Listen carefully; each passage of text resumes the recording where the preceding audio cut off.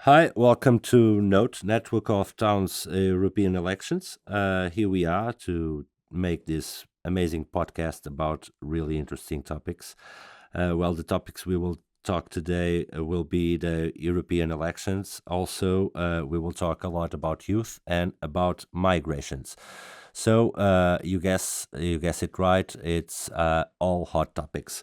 So let's start. And here with me, I have André Silva, a youth worker, a young 24 years old.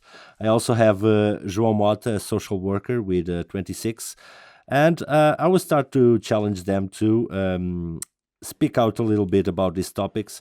Maybe we can start with the first hot topic about European elections. So I will call out André. Hi, André. Welcome to this podcast. Hey. Talking about European elections, what are European elections? What are the strongest positions about them? And what do you think may be the main causes of the polemics surrounding? Are they ignorance? Are there too many information available nowadays? Okay, so thank you. You're welcome. First of all, thank you for having me as a guest here today. I'm very young. I'm 24 years old. I work mostly with Erasmus Plus and with youth, organizing non-formal education projects and helping youth. Usually what I like to say is that I help young people find their way in life because that's what really fascinates me. So I speak a lot from the perspective of youth and from my experiences with youth. But this year we have obviously European elections. And the European elections, it's something that's been around obviously for quite a bit. But I feel that throughout the years, it has been kind of losing more and more importance, at least in the eyes of the people. And then we can see that by the turnout rates every European election that since the start of the European Union until now have been going plummeting, along with natural national readings as well, but plummeting. But now this year we're seeing a resurgence, I believe, in not only participation but especially youth participation. And I think there's a few very important things that we need to keep in mind about Europe and about the European elections.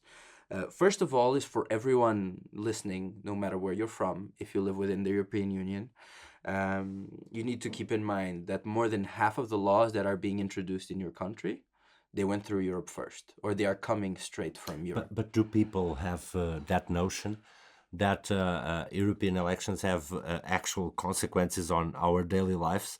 Because sometimes, I'm not as young as you guys are. I am almost double your age, uh, and I saw these European elections growing and inflating and deflating. Hmm.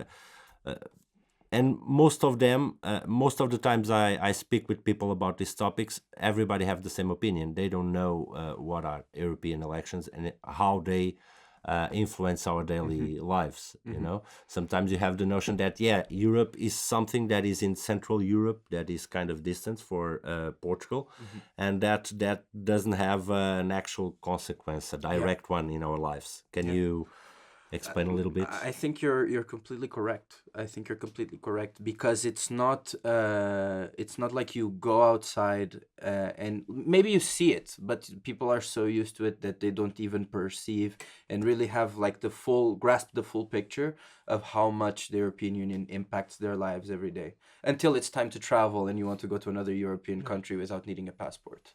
You know, because it comes all from that.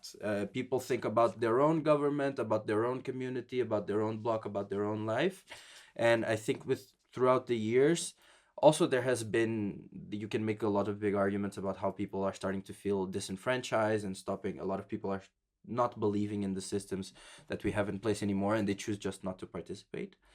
But generally speaking, I think it's because people don't obviously see it every day, and it's not enough to just see like an Erasmus Plus logo on the corner of a building or one project that is happening because it's everywhere. It's just that people don't feel it. I believe, in my So personal perception. I agree with you, and sometimes I feel like we know that we are part of the European Union, but we don't feel that we make part of the decisions. But the truth is that we do make part of those decisions. But how can we improve this? How can we share this with people? How can we make people get the sense that, yes, I make part of this, I take decisions, and that will influence my life? That's a direct consequence, not that far away Europe thing, you know? We are part of this organism and we also decide. How can we make this get closer to people? I think it starts with first of all the institutions need to kind of also do some work. I think there's work to be done on both sides. I think the institutions need to do some work to regain the trust of the people. You know, when you start getting a lot of cases of corruption one after the other, it's natural that people are going to start saying, no, you're just a bunch of thieves.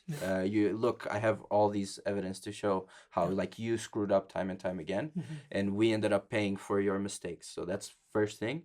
And second thing, I think that a lot of the institutions that are supposed to reach, in this case, young people, they are not being effective at reaching them. There's also a whole bunch of issues, and we'll talk about it further along the podcast on why it's such a challenge for youth to stay involved politically nowadays, and it comes to European laws and even national.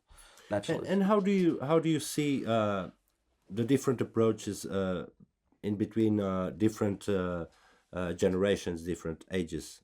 I mean, I'm from a generation that I was born in 1980, so I saw a bit of the growth of Portugal and the European Union, and I see that different generations have different opinions, have different positions.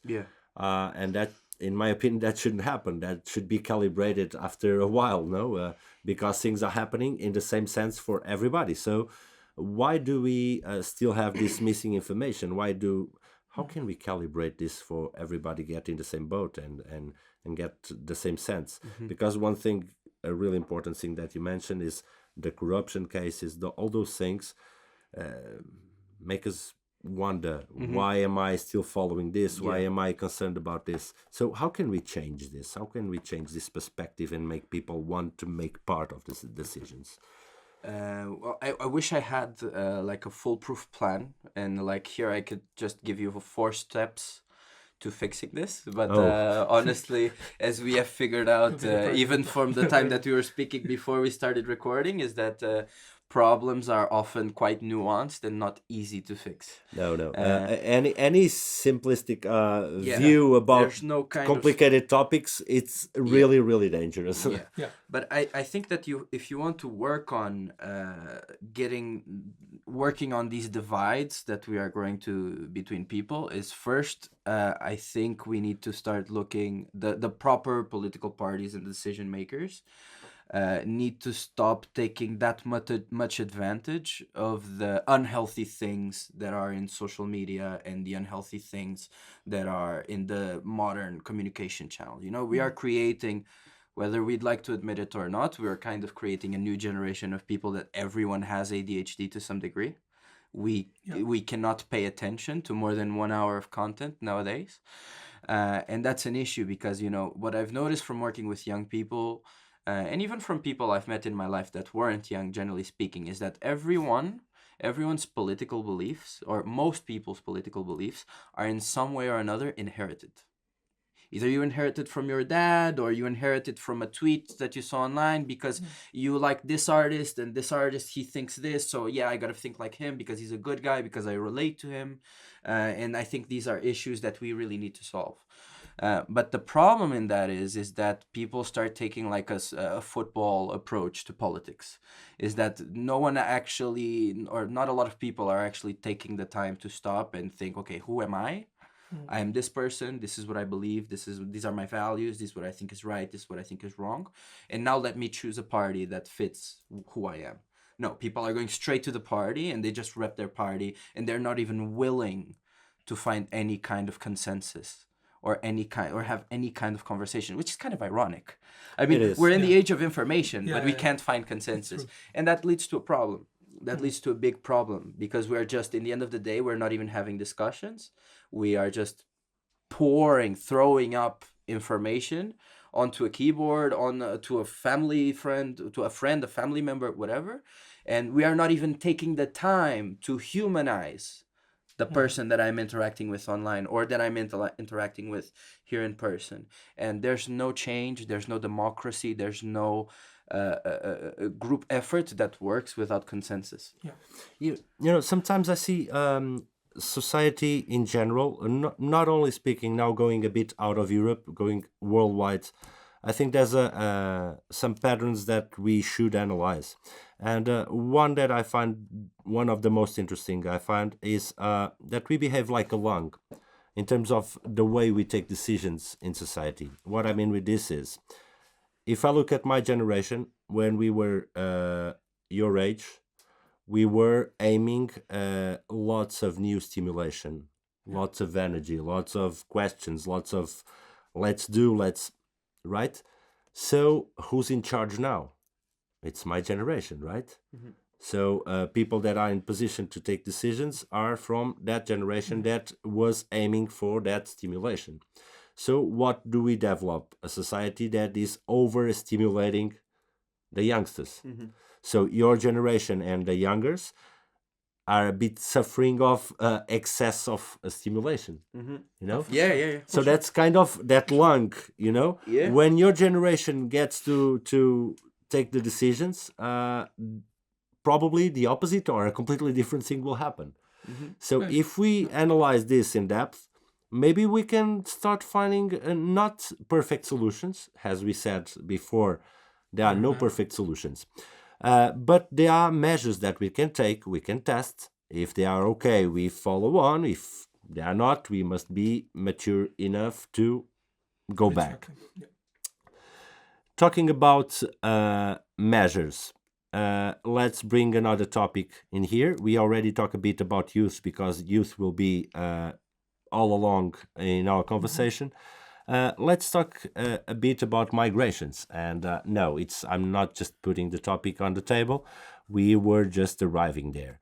So we were talking about European elections, how people have a conscience about their importance on the decisions and how Europe influences our daily lives.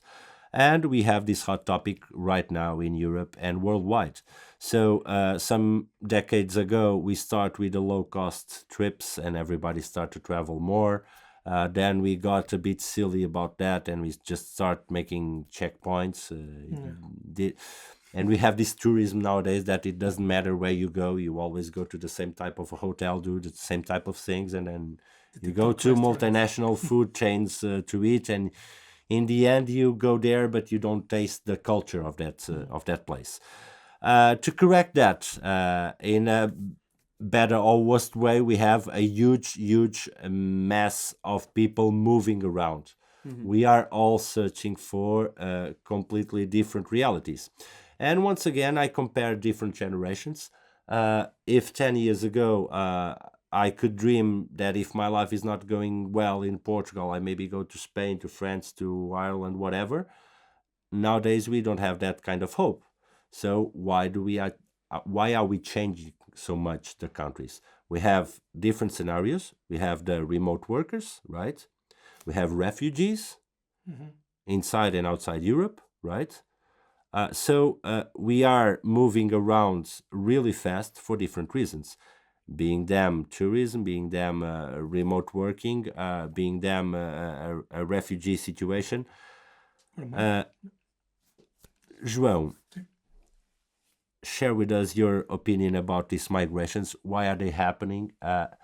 And how are we managing this? Are we doing something right? Do we have time enough to analyze those measures if they are working properly or not? Because I see that society, I just finished this opinion. I see that in society we have a really burning opinion thing, you know, the full defenders to the full attackers, and it seems like we are not being able to find a middle ground in here. Why is that, João? Yeah. Share So, hello to everybody. My name is João. I work in the municipality.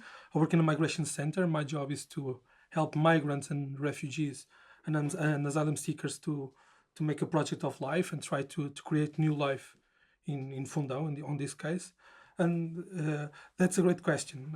I will see that migration is the hot topic on these European elections, and even in Portugal, a country where usually migration is not a hot topic. For the first time, migration is the main topic as well. So as we all see, the migration pact is just arrived. Is on everybody's mouth. Everybody's talking about it, and nobody really knows how to deal with this migration crisis that is upcoming to Europe for the last. See, I mean, the migration crisis is the migration itself is since human exists, people migrate. Okay, but the sense of We crisis started as exactly. nomads. Yeah. But the sense of the crisis, it started, let's say, 10 to 15 years ago, and still to today we cannot find a way to solve this situation.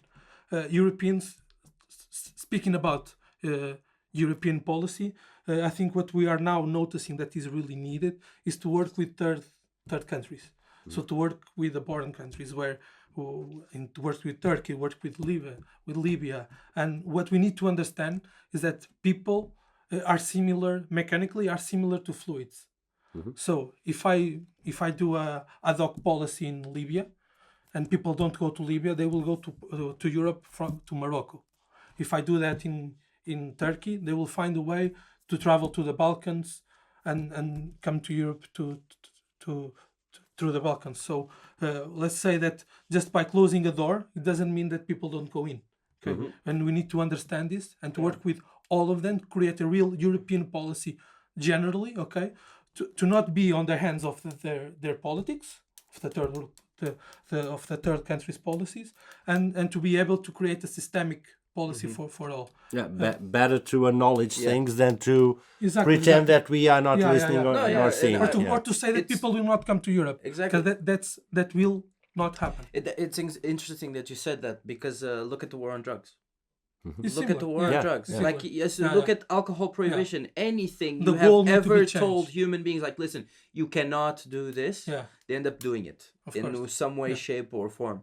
Yeah. They end up doing. They find another way to do it because they're always going to find holes. Of course. And now I'm going to quote actually I'm going to quote the villain, but I'm going to quote the villain because you reminded me of that because there's this show called Fallout that came out now over the video games about like the nuclear ending, and there the guy from Voltec, he has a saying that the end of the world is going to be about management, and I related to that because the thing is, you're not going to solve anything by just now all of a sudden you say no more immigration, we close the doors, no one's coming in, no one's coming back. You're not also going to necessarily help anyone by having completely open immigration without any sort of control. There, everyone can just come, and then all of a sudden everything collapses. So it's about management. Like, first of all, if there's talking about the immigration, and I like to be blunt because that's just how I am as a person. If you think that even if the political party that you believe in gets elected tomorrow, that they're just going to sign a contract and in the next few months then you won't have migrants anymore, like, you're crazy. Crazy. You're crazy. It doesn't and work like that. Like, so this is going to be the reality from now on. Yeah. Before that, I would add what I think is the most important thing about migrations is that starts in early school, the way you educate people to have perspective through life and through society itself. So if you try to imagine that obsession with cultural identity, if you try to imagine your country with only the things that were invented or purely created in your country, this would be a silly, boring world. It would. If we analyze in depth, and I really like to use as a metaphor the cooking world, the kitchen world, the dishes that we eat. Usually we grab really hard what is our culture. So we say this dish is typical from my country, and we only do it in here. If we are talking about sweet stuff, usually there are 3 to 4 ingredients that are used universally, and they just change the cooking process and the amounts of things. So they are pretty much the same dishes all over the world.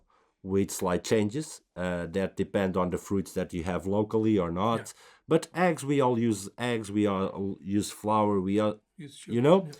it's pretty much the same thing with slight differences. The same way, if I do this cake and I really like and I pass you my recipe, most probable scenario is that you will adapt it to your taste.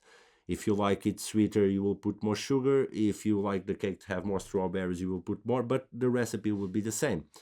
And when somebody that is interesting enough travels to another country and he brings something to that country, what is a novelty that sometimes it's even polemic, could severely have the chance to be part of the tradition of that country in that region. For sure. If we look at folklore in Portugal, if we look at the type of instruments we use in here, they all came from somewhere else. Yeah. And nowadays we defend them like the purest thing on earth. So we should not defend ourselves from the migrants or from their culture. We should show our passion for our culture and educate our kids to have that perspective. Yeah. To Be see, open to okay, others. we are really good, we have really good things, but we can be even better. Why? Because I can see what our neighbors are doing, and what they are doing is really interesting. I agree with you completely. And the potential of migration, everybody talks about it, yeah. But we also need to adapt the people who are already in the countries to learn with them. Okay, we need to adapt our policies for the newcomers when they arrive, to be able to learn their national language, to be able to understand the fiscal system, to the working laws, everything. This is a Let me know about the fiscal system when they start the classes. No, I also want to learn. we're speaking a European perspective, not Portuguese. The Portuguese fiscal law is hell. Yeah, We all know that. yeah, but people need to understand this, and the newcomers when they arrive, they need to the local policies, the national policies, and even the European policies need to be able to create this type of laws and policies that help integrate people in the societies. Because if we don't do that, on both sides it create chaos. It create chaos on the newcomers that don't feel welcome. They cannot sustain themselves.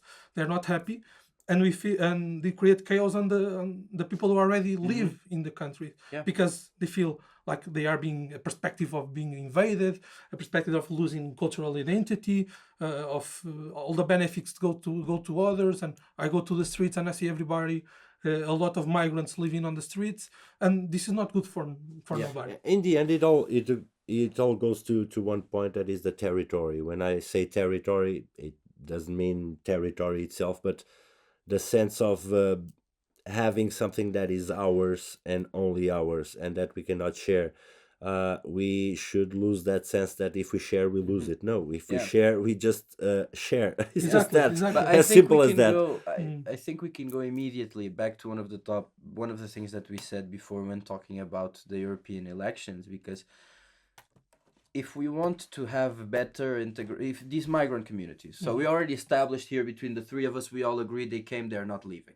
You know, it's not like tomorrow everyone's going to be gone and we're going to back to And there's what no it was policy 5, able 10 to years. do this. Yeah, there's no policy able to do that. It's impossible. And even if it did, it would mean a collapse.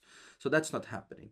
So then the point is, integration is key, as you said. Yeah. But it's hard to do integration when we have a populace that's completely divided. So we have a populace that's people are more and more going towards the extremes instead of merging within the centers. And I don't want to make this about right or left. That's not what I'm saying. But in terms of opinion, we are having more and more people in the extremes. So it's either one thing or the other. It's either everything or nothing. And as I said, there is no democracy without consensus. For sure. Like whatever political party that you support, whatever your political ideology, if you are listening to this, there is no change that can be made by your party if the other parties also don't compromise something. Because generally, we had just 8 years of 4 years, the last 4 years, almost 4 years of a majority elected government, but mostly it's not like that. And now in Portugal, we suffer a lot of instability because everyone believes what they believe. But now that you shared that with us, I will share also a position I have in this. So I saw that you are kind of thinking twice before talking about left or right, without taking any position, because I don't believe in those positions. I believe that we see politics nowadays like something you choose, one side or the other. And that world of black or white, good or bad, left or right, we will evolve in social terms. European elections can really help with that. And this melting fusion with migrants, like it or not, this will happen. And socially, I think that we must evolve to a new political system that could not even be called a system, because you would not choose parts. We have to get more mature about our decisions, and we should always decide in the interest of most of us, not just of our political parties or this wing or the other wing. If we start to see this polarized world of positive negative, we start to see all the nuances that are in between, and then we see, oh wait, I was illuded that I have the best thing in the world with this singularity, but I have this multicultural thing that is much, much more interesting. And I think that even if some people fight really and dedicate their lives to fight against this, this is a natural process. Yeah. Society is evolving, and we must evolve fast. We are under pressure for that. The facts are making that happen with the migrations once again. The youth is alert to lots of new topics that before the youngsters were not even alert to politics. Yeah, people say, when you listen to older people tell you guys that, oh, your generations, you don't know anything about politics. No, their generation, probably they didn't knew anything about anything. They were not even interested in knowing about how the world is resolved. Okay, so yeah, there's an evolution generation through generation. It's hard for the older guys to understand or to grasp this idea, but this will keep happening. And I'm happy about that. But we must start to have this sense that this is evolution. This is not a conflict. We always talk about the conflicts, about the problems, the issues that the migrations bring, that the youngs bring with their questions. I like to make a metaphor that is, when you pass a certain age, you're here to be a gatekeeper. You're here to keep the traditions, to keep the doors closed, to keep the guys safe, sort of thing. When you're younger, you're here to put your feet on the door. You're here to break that door. You are here to see what's in the other side, what's in that room. And none of them, once again, this is not a bipolar thing. It's not one is right, the other one is wrong. No. Both of them make part of this evolution. Exactly. I agree. When we start to get the sense of this, we have a different perspective about youth, about migration, about European elections. But I'm curious, because you said this is the evolving into a new system. You mean a new system that will replace democracy, you say? Yes. Okay. I believe that. Replace democracy? Yes. Yeah. Listen, or I know evolution from democracy. Because ideologically, democracy was invented and was written that in a population over a certain amount of people, that would never work. Because democracy, in the real sense of the concepts of democracy, it will work when everybody knows everybody. So what I mean with a new political system, I think that the first thing we need to get to is that the times where a brilliant mind invents a new system and convinces the rest of the world that's a perfect system, stop believing in that possibility is part of the evolution of society. We have to start to understand that we must decide things in a real sense of community. Yeah. So if every time I share this topic, most of the times people react like this. Oh yeah, so you have the perfect system. Tell me about it. I said, no, I don't find myself any kind of genius, or I don't believe in geniuses in this sense, because nobody can have the full concept of everything that is happening globally. So that must be designed year after year. And things like this so-called crisis that I don't find is a crisis. I find it's a consequence, a natural consequence of society. It will take us to that evolution. Another question that I have for you, João, about the migrations, because we have different levels of migration, right? We have, and I already talked a lot about this. Don't you think that? Here I'm talking most of Portugal, but it can also be applied to the rest of Europe. We still have kind of a questionable working system. Sure. What I mean with this is, if we talk about factories, about agriculture, about massive infrastructures, working infrastructures, we still have a lack of legality. We still have lots of people working with worst positions, worst working conditions. With this kind of migration, with refugees and people that came in a sensitive position, are we not perpetuating this old system that we want to end it as fast as we can? Isn't this a danger? And if it is, if you acknowledge this, how can we fight against it? Because I want to fight against it. Yeah. I'm not interested any way, shape, or form that somebody from other country comes to my country to suffer, to be exploited. I don't want that at all. For sure. So there are that's a great question, and the answer has several layers. So the first layer is when people arrive. So what you're talking about, it's studied that most of that type of work, when it happens in irregular migration process. Okay, so if people find themselves in need of using a guy who helps them to go to a country irregularly, okay, they will find work irregularly because they are not legal in the country.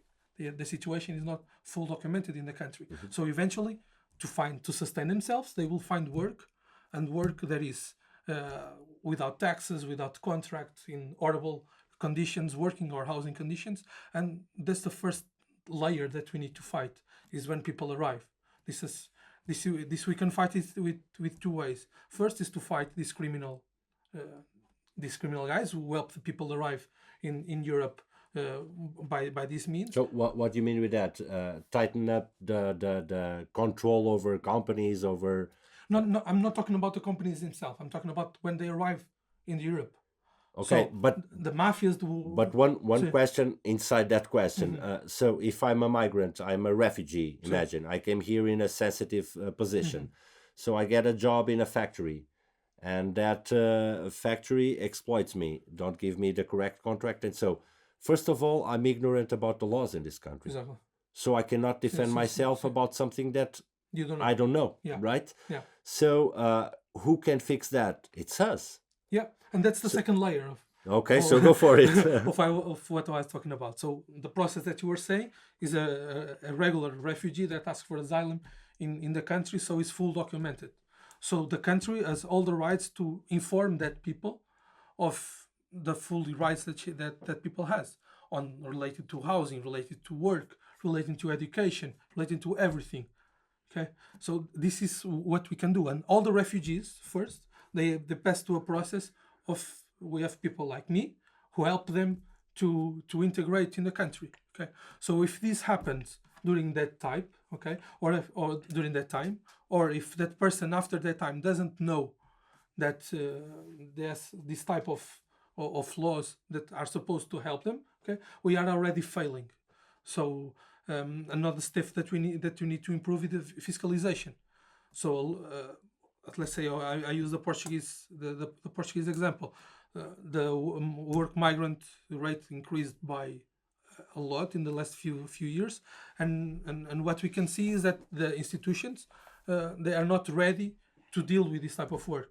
So we have a lot of people who are supposed to help workers, but they don't speak English, for example, or they don't know how to speak with that person. They don't know what their culture. They don't know how to deal with them, and this is a problem because that person will not trust the people who is supposedly there to work. So this is one of the things that we need to improve immediately, okay, and create also a rapid and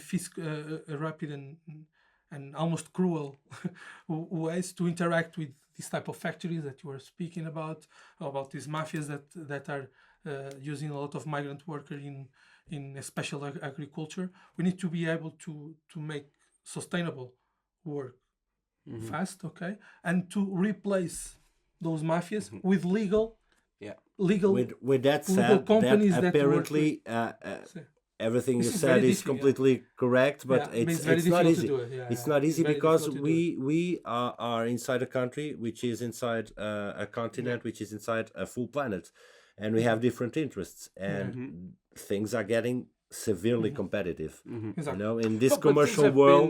things have been competitive. No, in the throughout. commercial world, we Yeah, it's had getting more and never, more. never had something to if this you look scale. from the Big Bang, you know, like life is competition. Yeah, but Yes, but in in terms of commercial world, Yeah. and that is related to the working world, we were talking about factories, but we can talk about consumerism yeah. in all senses. No, but if we go back to this, and if we think about a migrant that arrives to Portugal, he will never go to a shop, an institution, a place where he will give those informations. Okay, Yeah. so we as institutions cannot be expecting to, okay, we have a store, okay, people can go there and ask for information. Yeah. This will not work with this population. Yeah, with no, you need migrants. to reach. We need to be proactive. Yes. Okay, we need to go No, to that's the actually- farms. We need to go to the factories to Yeah. deal with them, to understand them. And right now we have ways to do that because everybody pays fiscal taxes, and it's the same like this, problem so with we youth. know where people are. It's the same problem with youth.